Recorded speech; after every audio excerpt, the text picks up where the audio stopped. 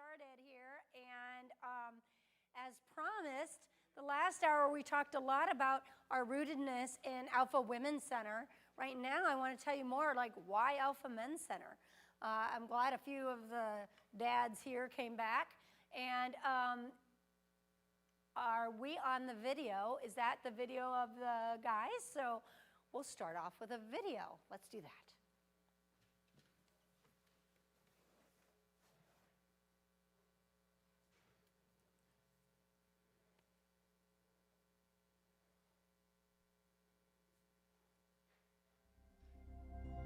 Up.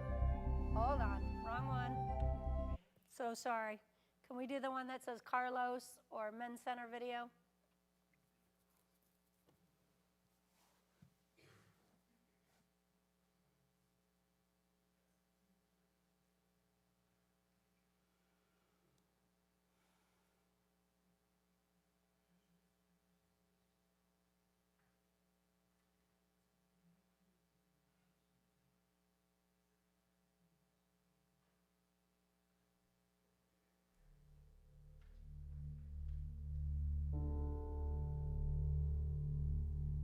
The police had had a lot of challenges with this home in the neighborhood. There was prostitution and drugs. This is my neighborhood. I live in Grand Rapids, and I care a lot about what happens in this city. And so the fact that Alpha Women's Center was able to purchase this with a vision for what Alpha wanted to do, I think is wonderful. Every day at Alpha Women's Center, we see women walk in with their significant other in an unplanned pregnancy. And we found out that 61% of women said that the most important person influencing them in the decision of what to do with their unborn child is the father of the baby. And we asked ourselves, what are we doing to help that father of that child? I actually grew up around this neighborhood, right down the street from Alpha Women's Center. My dad actually had a problem with drinking, so it was kind of hard on us, and especially my mom. You know, it was hard growing up being around him, so it wasn't really the father figure we would like. So I looked up to my brother, and, you know, but not having that father figure there, we, you know, got into gangs and other types of problems. When I was 18 years old, I found out that my girlfriend at the time was pregnant. And that obviously changed my life forever. To me, being a father came very naturally because I have a great dad, and my dad had a great dad. For a lot of guys, that's not the case. Their dad was absent. Their dad had substance abuse problems. Their dad was physically violent or didn't care about the things in their lives. It was very important to me and very fortunate for me to have people around me that were giving me good, sound advice and pointing me in the right direction so I didn't continue to make the same mistakes over and over again. We have a very different place we live in now. So many homes, there's not a father in a home. So the question then becomes, how do the young men of today get the same advantages I had of a young man years ago? So how does that happen? And what we're talking about is not across economic issues, racial issues, background, social, none of that. This is universal stuff. When I first found out I was gonna be a dad, I actually was really excited. I was happy. I still feel maybe unprepared and might still want to learn some more things, just like Maria when she goes to Alpha Women's Center to learn more about parenting. How you learn that is from other men and watching other men. Is it possible to create a place where young men could come, or older boys, and begin to learn what it is to be a genuine man? You know, what it is to be a dad. I remember talking one day to a father in our community, and I asked him, what kind of services do you need? And he said, I just want what she has. And so that's why we are looking to provide for men in our community, their dads, coaching and GED, English as a second language, single dad support group, as well as job placement and career skill building programming. What I would like to see in the neighborhood is where, it's just more peace than violence. Where more youth, teenagers, and young men can go to the park together and play a game of soccer, a game of football. I think that over time, as this fatherhood center gets up rolling and men are able to come through here, I think some of the positive change that we could see in this area is guys getting involved in their kids' lives. And so my hope would be that dads would get out in the yard and throw the football and the baseball and kick the soccer ball with them and get out and dance with their daughters and love their little girls. We have a huge goal, a very big vision, but we also serve a very big God. It's been amazing so far to be on this ride and see where He is taking us and what He is allowing us in Grand Rapids to be a part of. Places all over America are talking about fatherhood initiatives, and it's in its infancy stages. People are saying this is needed and no one's doing it. And so we want to create a structure by which to help families be healthy again. What does it look like for us to be able to bring dad and mom back together in a cohesive relationship, to empower both of them to raise healthy children? That is our goal.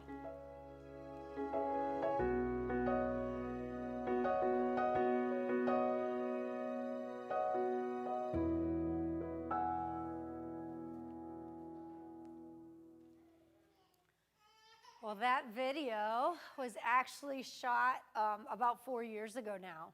So I get to tell you the rest of the story that goes along with that and what's happened since then and what God has been doing. So if we go back to the slide that says the fatherhood gap on it, and remember that what we were seeing is that children that grow up in a fatherless home are 4 times more likely to grow up in poverty, 7 times more likely to become pregnant as a teen, and twice as likely to drop out of high school.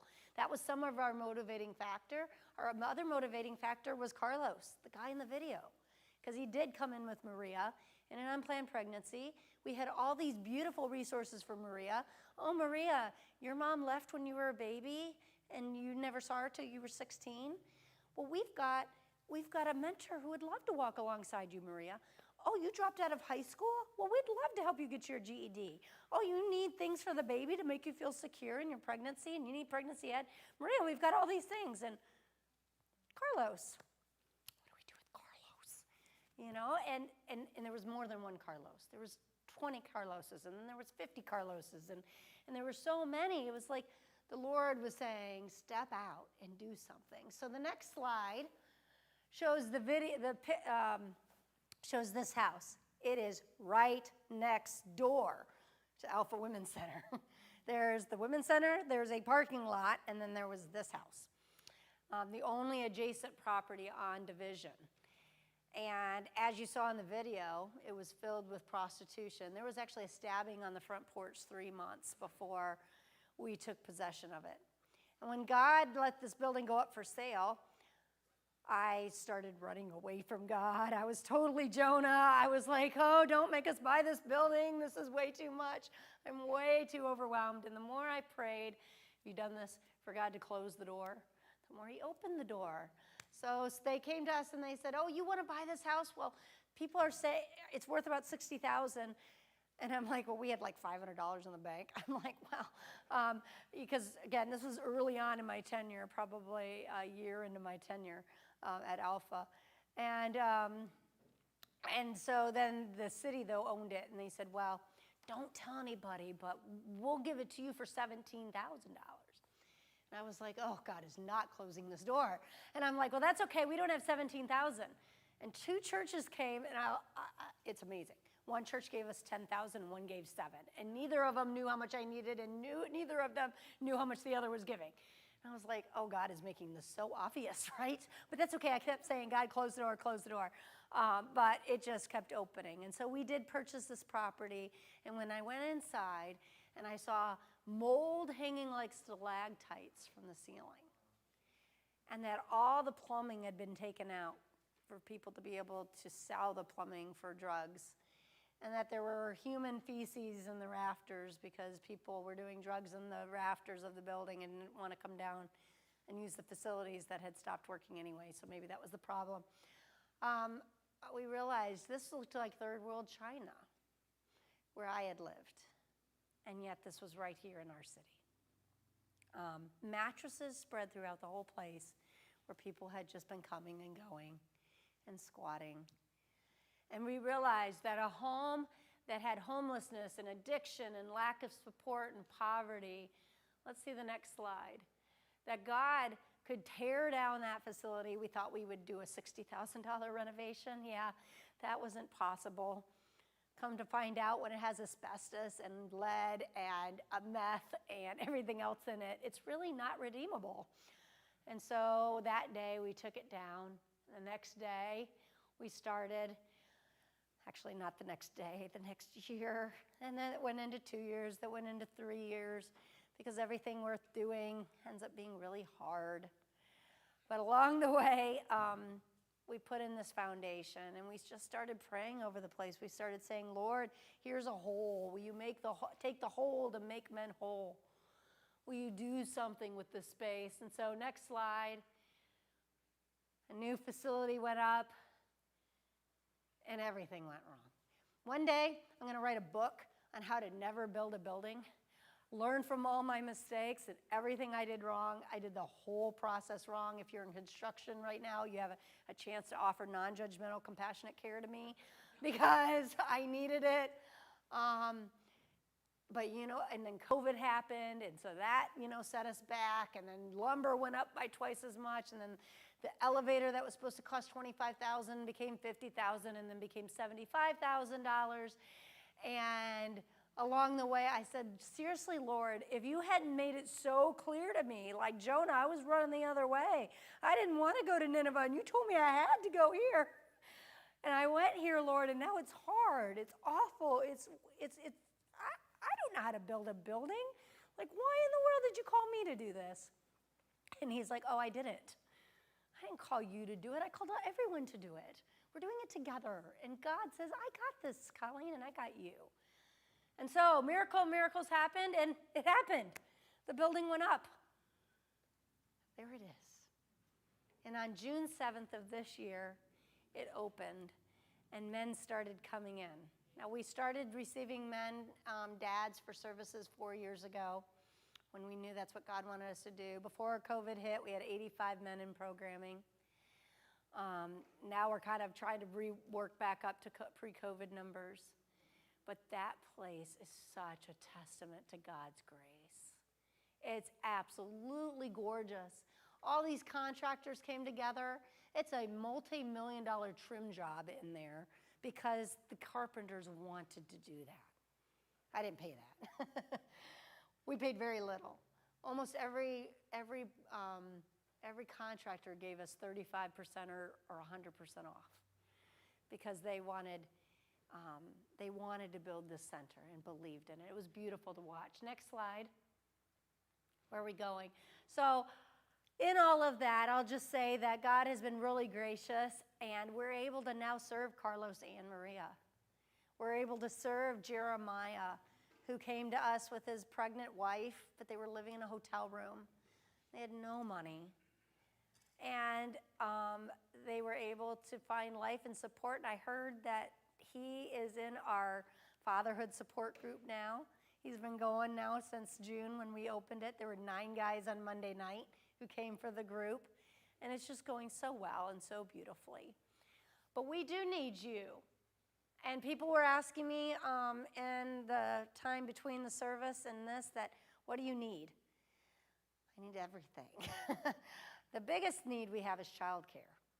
Almost every single day of the week, during the day especially, and on Tuesday nights, we need people to hold babies and to come and help with little toddlers and young ones that need support.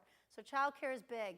Guys, you don't get out of childcare because some of our best volunteers are grandpas that hold babies, and that baby maybe is never held by another man. It's really lovely. It's really lovely to see. But we need a lot of different things. Up there, if you know anybody who's Spanish speaking, we really need Spanish speaking mentors and coaches. We need a cook for Tuesday or Wednesday for our educational classes. We need a tutor for Language Cafe. You can come on Tuesday night if you know how to speak English, you're qualified. So good job. You can come and you can sit with some people that are refugees from Burma, like where I came from. And they just want to talk. They just want to learn English so they can get stable, they can get a better, and they can provide for their family. We need a male teacher for the ESL program. We currently have a few men that may be able to do that. We need a teacher who speaks Spanish for a group for Spanish-speaking moms. We need a front desk substitute. I need somebody who will answer the phones, but you got to be able to deal with a lot of chaos because we have 1,100 families we're helping right now. So it's like a nonstop thing. But someone who's been a receptionist, and maybe none of this is you, but you know someone. You know someone right now who could fill one of these slots. You know someone who's bilingual. You know somebody that loves to hold babies. You know someone who's a teacher at heart, who would love to sit, who's retired or maybe has young children in the home, but the children are now in school or they can go 1 day a week. 3 hours, 2 hours. You know, what can you give to this ministry? Material needs, you can see up there. Right now, we need diapers. Thank you. You're providing those, but we'll take all the diapers you can give. For men, we need white undershirts, shaving cream, deodorant, and 3-in-1 shampoo. If you have any questions about that, you can either go to our website, alphagrandrapids.org/donate. And on that page, it can tell you how to make a financial donation, or it can tell you what kinds of needs we need as far as material resources. You guys have some kids in this church. They're beautiful, and some grandkids. Clothing, we'll take all the donation of used clothing as long as they're gently used. If they're too yucky for your child or grandchild, then please don't donate to us. But if they're decently clean, especially those newborn things that they grow out of in 2 weeks, we would love them. Anything for kids, infant to size 6. Go to the next slide. Keep going, one more. Keep going, we'll do that at the end, keep going.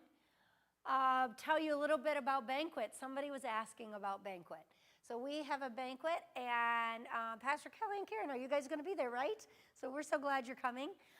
It is on October 14th. It's at Frederick Meyer Gardens. It's a very lovely evening where you get to hear more videos just like the ones I shared, but we have a pro bono marketing firm that does all those videos for free. They're worth 10 grand a piece. We have so many, it's amazing. It's so lovely. So lots of great people, but you'll come and hear all new videos that happened this year, client stories. We don't have a normal speaker because people just want to hear about our clients and what God is doing in their lives. But it's a really fun event, and this year the theme is worth it.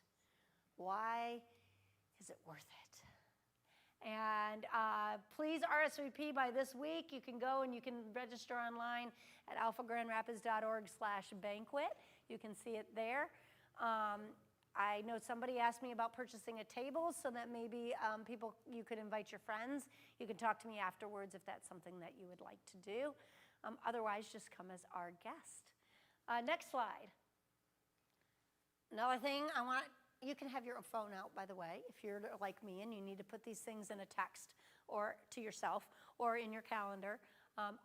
December 9th is our open house. If you want to come and do a tour before that, I'd love to give you a tour. If you've not been through our facility, come and see Alpha Women's Center and Alpha Men's Center.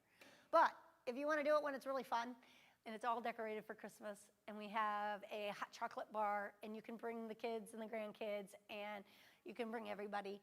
It's just a fun open house. It's that day. You can mark your calendar now to come through. It'll be a really fun event, and it's really neat for the community to just be able to come in. Next slide. What else do they tell me? Oh, did you know this? I didn't know this. If you take your phone right now and you go to camera, I know you're not supposed to do this in church. Let's see if it works. And you scroll in like that to that QR code. I don't know if it'll work from here. It did. Look, it worked for me. Then you can click on that, and that will tell you about our winter coat drive. I got an amazing graphic designer. She does amazing. Oh, no, it actually opens in Amazon, and it tells you all the things that you can buy for Alpha in order to be able to provide coats. So, like I said, our people come unplanned pregnancy and in poverty. Everyone deserves to be warm. Everyone deserves a hat, coat, gloves, boots. So we will be having a toy drive and a coat drive from now until the end of the year. These are some coats that we need. If you would like to donate yours, as long as if you've purchased it in the last 5 years and it's gently used. Our clients also, we like to give nice things. We don't want to give, grandma's coat from 30 years ago because, honestly, we want to give nice things away to our clients. So if you want to donate any things like that, that's another way to be involved, something that you could do. I could talk to Pastor Kelly and Karen afterwards about maybe having a donation box in the back if that's something that the church would like to do as a whole. Next slide. Am I done yet? Oh, there it is. Now toy drive. You can do the same thing, another QR code. That takes you to another Amazon link. Isn't it amazing what you can do with technology these days? This is brand new. You're the first church that I've done this for. So I always promote all these drives, but never with QR codes up there, that now you can actually see what kinds of things we need. But we'll take used toys, again, gently used, or brand new toys. But we, during Christmas time, from Thanksgiving till Christmas, the garage is filled with toys. And every client, 1,100 families, get to go through and pick out a toy for every child in their home, so that at least one toy is under the tree for every child. What I love about it is rather than us wrapping the toys and giving them to the parent, we actually let the parent shop for the toys because they'll know what their child would love, right? They know what their kid already has or doesn't have. And I remember going into a home of a client not too long ago. She had no furniture in her home. She had like one chair, like two dining room table type chairs, like plastic chairs. Those were her chairs, and a little table. But other than that, she had a mattress that we had provided for her that was on the floor. But other than that, she had this beautiful kitchen, like baby kitchen set up, and all these lovely toys for her kids. And you could tell that that's what we're helping her with, and that's what the body of Christ is doing. And I was like, let's help get you some furniture in your house as well. So next slide, what do we have?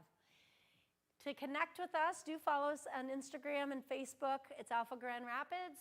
You can find us. And in the back on the table, I saw a lot of you in between signed up on our card, so you could be on our emailing list. I promise we won't put you on a list you don't want to be on, ever. We don't do that. So you're only on a list you want to be on. So if you want prayer updates from me, you have to check the box that says, please send me email prayer updates. So that's every Friday. We send a very short blurb that's 3 points long that will tell you how to pray every week. If you would like to receive once a month emails from us, it just lets you know what's going on. If you want to get our annual report and our newsletter in the mail, you can sign up for our mailing list, but it's like 4 times a year you'll get something like that. That's all on the back table. Fill out a little card. If you are interested in volunteering, you can do that and put that in the basket. So from there, what I'd love to know is, what do you want to talk about? Do you have any questions for me? Questions about our client? Questions about why the Men's Center, about what we do? Questions about volunteering? Or would you like to talk about something else, like what's abortion like in our city? What are the laws right now? Sky's the limit. Donna, right? Yep.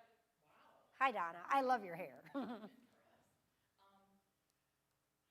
question when you were talking earlier was, well, so let's say a girl comes in and she's getting pressured or whatever, and they're like, we want help getting an abortion. At some point in time, Alpha has to say, I can't be a part of this, correct? Correct. So great question. So what we do when someone comes in, we say, you have 3 options. Everyone has 3 options: parenting, adoption, and abortion. And so we go through what are those 3 options and what are the pros and cons. Now, obviously, when we talk about abortion, we're going to talk about some of the negative side effects of that. But the reality is abortion is an option. Now, we're not going to provide it, obviously, and we're not going to encourage it in any way, shape, or form. When the person leaves, if they are abortion determined, and this is interesting, we will say to them, because they can find that online, they can figure out where the abortion center is. Of course, we're not referring that. But if they find that online, we'll say, if abortion's your option and you do choose that, we want you to come back. Come back if you feel any side effects. Come back if you want someone else to talk to. Come back if you're pregnant again. Because the reality is that people who have abortion will sometimes have 7. And that's not healthy for a woman's body, no matter what you feel about the whole pro-life movement. And she doesn't know what we know of some of the feelings that she might have. And we want to make sure that we still offer non-judgmental, compassionate care. Now, it's not a choice that that's going to be beneficial to her, and certainly not to the child. But I've made non-beneficial choices for myself and my family. And then we do have, Alpha does then, if somebody chooses adoption, then we do have a referral system. Okay, great. Yeah, our referral system is huge. So we have several different adoption agencies in town, some that will come immediately, like within an hour. If a client wants to talk about an adoption option, we'll just say, just explore. You know, the whole point is don't make a decision today, right? Slow this train down. Everyone's telling you you need an abortion tomorrow. Take a minute to rest, to think. And our success rate is 92%. 92% of women that come in thinking abortion's their only option choose life. So, and that's why I say we're pro-choice. Women find that they have a choice when they come through, and they find out that we're helpful.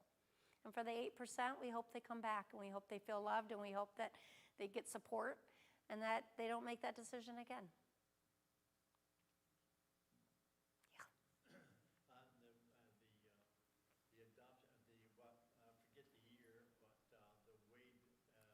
Roe versus Wade. Roe versus Wade.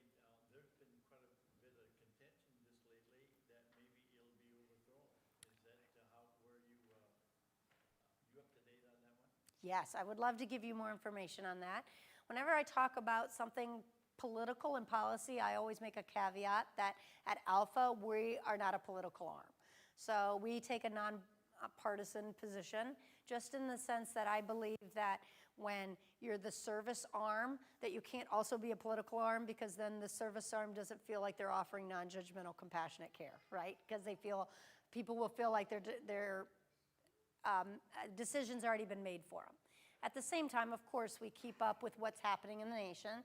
So as Jerry, right, said, in 1973, Roe versus Wade made abortion legal, and it has been so what is that, 47 years, 48 years?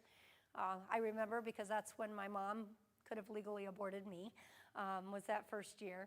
So, but in recent years, this is the first time, or no, not the first time, the second time that we've had a Supreme Court that is primarily pro-life. And so with that, there has been talk about overturning Roe versus Wade. The first step that we saw was in Texas in the last couple weeks, that Texas adopted a bill that was considered legal.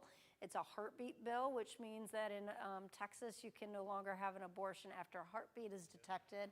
A heartbeat is detected at about 6 weeks, sometimes even as early as like 5.5 weeks, which women don't realize they're pregnant until at least 4 weeks. So you're talking about a week and a half that a legal abortion can be done. Typically, it would be a medical abortion, like a pill. The RU486 would be how you would do a chemical abortion in the first week and a half. But after a heartbeat's detected now legally in Texas, you cannot. Now, it'll be interesting to see how long that stands and where that goes. And there's a lot of controversy. I've heard of companies that are threatening to leave Texas over it, that they're going to relocate their whole company to a different state because of it. Does that answer some of your questions? Yeah. Hey, well, one other thing, when I had open surgery in 2009, and Jackie and I'm talking about service now. We vacuumed every Friday for a while until I got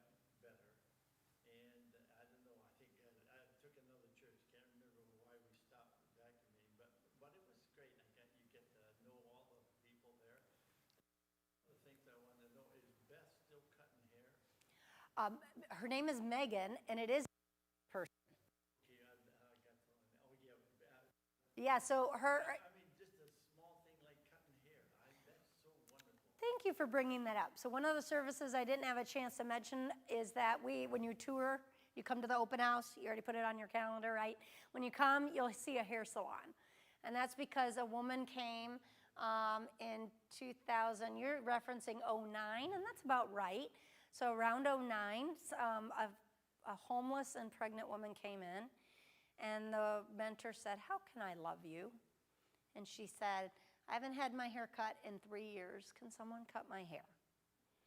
And so you can imagine that woman that week went to her church, which is Whitneyville Bible Church, small Baptist church out in, well, Whitneyville, wherever that is, out that way, Caledonia area.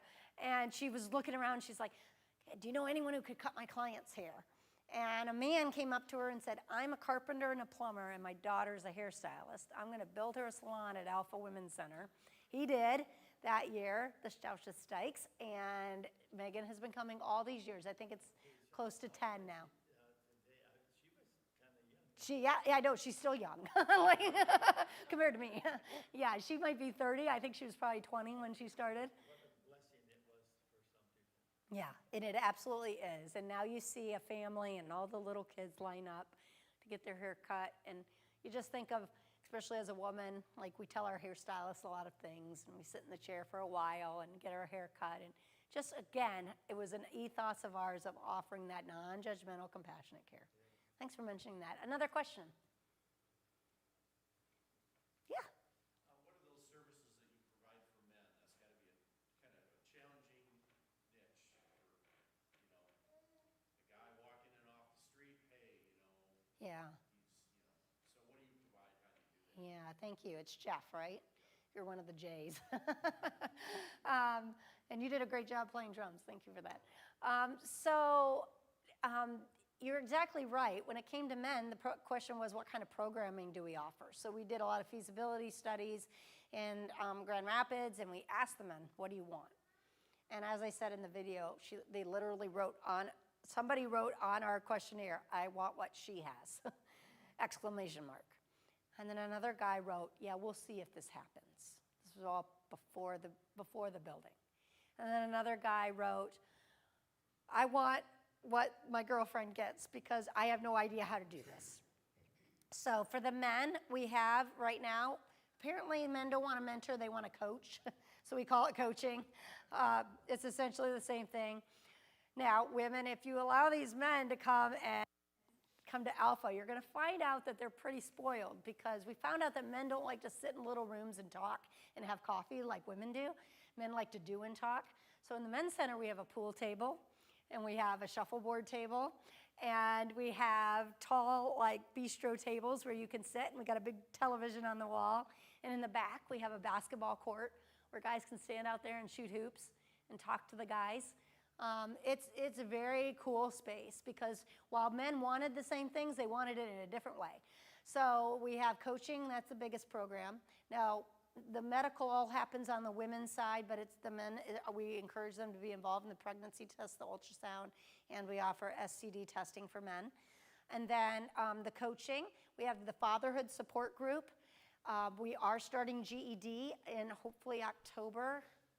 COVID notwithstanding will allow us to keep having classes. We need the ESL class to get up and going for men. And then in January, we're looking for a huge partnership for our Jobs for Life program. That's probably the main thing that's going to be a little different. And the Jobs for Life program allows men to learn the soft skills about how to interview for a job, how to keep a job, why we show up for our job on time, why even if we're the only family member that has a car and grandma needs to go to the doctor, that we really need to find grandma another way to the doctor, or we need to be dropped off at our job early because we're the only one with a job. And then we got to go for our job. And how do we empower people like that? Because the stresses are just different. I now have 4 cars in my family because I have 2 kids that can drive, Like, I have 4 cars in my family, but our clients have none or 1 for a family of 10. 15, like including aunts, uncles, cousins, grandparents. So we try to empower in different ways. So Jobs for Life is hopefully going to kick off in January. We're looking for new volunteers to help run that program as well. Is there other stuff for guys? That's about it. Yeah, Pastor Kelly. With the coaching of the men, how do you keep them focused on the coaching? I'm just thinking of myself, when a TV's on, I'm just like, and I'm just caught up in the TV. How do you direct them, and how do they keep the conversation open to teaching them what they need to know? Yeah, that's great. So there are many little rooms throughout the men's center as well. It's just the vibe when you walk in is the television. But in the rooms where they're going to be, it's primarily not about that. We do even have a couple small rooms for coaching that are happening when the guys kind of have let down their barriers and are, it's more at the beginning that we would be playing basketball or playing pool, kind of letting down the guard, that kind of thing. And then just as far as staying motivated and focused is, for one, relationships are built so beautifully. It's like this beautiful older father-son or brother-to-brother type environment that is developed through relationship. And then that's really what's lovely about it. So they know that, okay, we're coming, we can play a little of this, but our main reason we're here is for this time. Correct, yeah. And typically the pool table, the shuffleboard table, that's happening either maybe when we're giving a guy a tour and we just want him to kind of see what we're about and things like that, and not feel so pressured right from the beginning, those kinds of things. So thank you for asking that. But yes, the main point is learning. Also, for the fatherhood support group, they might all come early and play pool together, but then they go into the classroom and sit down and have this fatherhood support group. And then maybe at the end, they all go out and play basketball together. Other questions? I knew you guys would keep me busy. Karen. Do you ask, what is qualifications for coaches and mentors? Great. So for coaching and mentoring, first of all, we have a pretty lengthy application process. So for all volunteering, but it's obviously a little easier to do inventory and things like that than the coaching and mentoring. For coaching and mentoring, we interview, and then we have a 4-session training that everyone goes through. It's 12 hours. It's 3 hours a day for 12 hours, and it's beautiful. So session 1, I teach. So I teach on how we introduce the gospel in the setting. I teach on the mission and vision, the pregnancy care movement, but we also talk about who is our client. Session 2 is really great for mentors because it talks about adverse childhood experiences. It's called ACEs, why people feel trauma if they grew up in a part of a city where they heard gunshots all the time, or what does it look like to grow up in a home where your basic needs were not provided for, like food and shelter and things like that. Then we talk about our own unconscious bias and how we need to put ourselves in other people's shoes, and what that looks like, to kind of pull down our own barriers to helping people. And then session 3 and 4 is about asking open-ended questions. It's like counseling 101. We talk about speaker-listener technique. So it's a very good training. And then once somebody's trained to be a mentor or coach, then they have to watch a mentor or coaching happen twice, and then they have to be watched twice before they can be by themselves. So the training is extensive because we have 175 regular volunteers, and we want those that are volunteering to feel really well equipped to do what we're doing. Great question. Well, last question. Thank you. So when someone is a mentor, is it only at your facility? Yes, we prefer for the mentoring to go on in our facility, mainly because you're also trained on how to enter client notes afterwards. So we do that on the computer, and everything's HIPAA regulated and everything. It sounds worse than it is. It's really not. We have lots of people who have no computer training or whatever that can do all this. But it allows us also to be in a safe environment. We just take a lot of protocols, and it's not unusual for a mentor to be meeting with somebody and find out that the child in the home is being abused, or that she's being sexually abused, or that she's pregnant and considering abortion, or a lot of different things. And we have the support right there in the building to say, okay, we know how to call CPS. We know how to, we don't put that on the mentor to do that. Yeah. We have no state or federal funding. The only thing that we did take was we did take the PPP loan from the government for payroll protection during COVID. But we intentionally don't take government funding because it seems like a lot of organizations that do along the way have to compromise their beliefs. And so we are 100% funded by individuals, churches, businesses that are like individuals. If you own a business or you know someone who does, being a corporate sponsor for our banquet or for one of our other events is a great way. But we're supported all by individuals. We have $1.5 million revenue every year, so it's quite amazing to watch God bring all that in. Since you expanded, how about the parking lot? Last time I had a hard time finding a place to park. Thank you for asking that. So so first of all, while we were under construction, it was awful. Like half my parking lot was taken up with dirt and construction materials and 2x4s and everything else and a big fence. So now the parking lot is pretty sufficient for what we need. And we did have the whole thing repaved and redone, so it's really nice. Now open house and things like that, we do struggle because we'll get like 200 or 300 people to come through. But we all the staff, we move to a school down the street and all carpool in, and sometimes we'll even do carpools for an event like that. But that's why our banquet is held at Frederick Meyer Gardens, like we could never host too big of a thing at Alpha. But for the dailiness of it, if you come and you're a volunteer, you'll have a parking space. Do you keep track of how many people get saved? Yes, so we do. We absolutely do. In fact, my mom is a mentor, which just blesses me because she's such a great mom. And I'm so glad she's a mother to all these girls. She has led 3 people to Christ this month.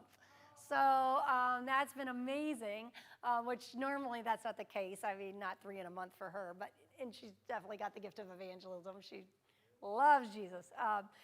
But I would say on average, we track spiritual conversations, of which we have hundreds every month.